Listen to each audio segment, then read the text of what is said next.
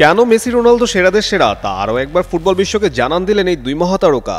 গেল রাতে রোনালদোর বাইসাইকেল গোলে নস্টালজিয়া হয়েছে ফুটবল প্রেমীরা। এরপর সকালে মিয়ামির ম্যাচে মেসি দেখালেন তার বাপায়ের জাদু।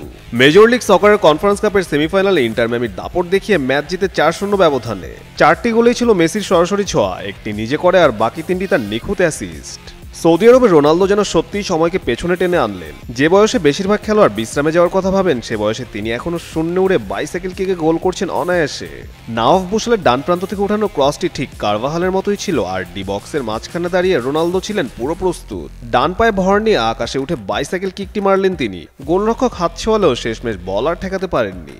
ফুটবল বিশ্ব আবারও দেখল দুই মহাতারকার আলো। রোনালদো স্মরণ করিয়ে দিলেন তার অদম্য ক্ষুধা, আর মেসি দেখালেন মাঠে তিনি এখনো নির্ভেজাল জাদুর কারিগর।